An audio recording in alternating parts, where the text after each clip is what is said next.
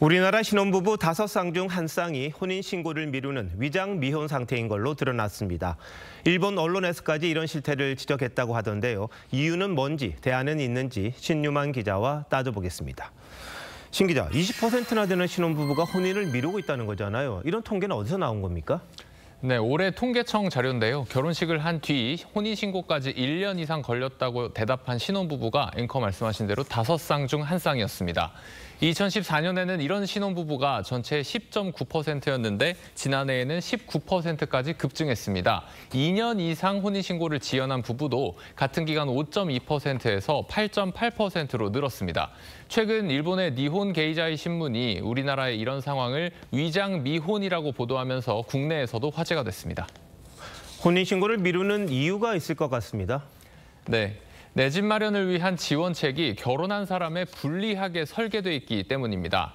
주택도시보증공사의 저금리 주담대인 디딤돌 대출은 미혼자는 자격 요건이 연소득 6천만 원 이하인데 혼인신고를 하면 부부 합산 한도가 1억 2천만 원이 아니라 8,500만 원이 됩니다. 주택청약도 미혼일 땐 각각 가능한데 결혼하면 세대당 1회로 제한됩니다. 혼인신고를 하지 않고 각각 집을 사면 조정 대상 지역이라고 하더라도 취득세가 1%에서 3%지만 신고 후에는 1가구 2주택으로 간주돼서 조정 대상 지역의 경우에는 8%까지 올라갑니다. 제일 유리한 거는요. 미혼이면서 생애 최초 주택 구입자가 가장 유리합니다. 그러다 보니까 혼인신고를 안 하게 되고 생애 최초 주택 구입자로 청약을 하거나 그래요. 페널티를 받는다 이런 말이 나올 만한데요. 근데 정책이 이렇게 설계된 이유가 있습니까?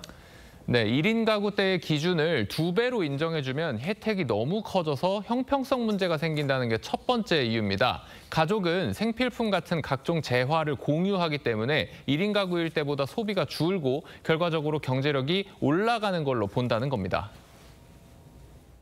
가구당 경제력을 중시하다 보니까 생기는 문제고 규제라는 것이 일괄적으로 적용되다 보니 이런 불합리한 경우가 많이 생겨서 규제 위주로 정책을 펴는 한 이런 케이스는 피하기가 어렵죠. 자, 또 저금리 대출이나 지원금을 대폭 확대하면 이게 결국 유동성을 높여서 집값이 더 오를 거라는 우려도 있습니다. 가계부채가 늘어날 거라는 걱정과 함께 결혼을 선택하지 않은 사람에 대한 역차별 논란도 고민스러운 부분입니다. 자, 그럼 반대로 혼인 신고를 하면 혜택을 주는 인센티브 없습니까? 생애 1회에 한해서 연말정산 때 부부 합산 최대 100만 원의 세액을 공제해주고요. 결혼을 하면 합산 3억 원까지 증여세를 면제해주는 혜택도 지난해부터 시행됐습니다. 이외에도 이것저것 혜택이 많은데 여전히 청약이나 주담대에서 받는 불이익이 훨씬 크게 느껴진다는 지적이 나옵니다. 또 증여 한도를 올려준 것도 부모님에게 받을 재산이 없는 사람에게는 해당이 없는 혜택이기도 합니다.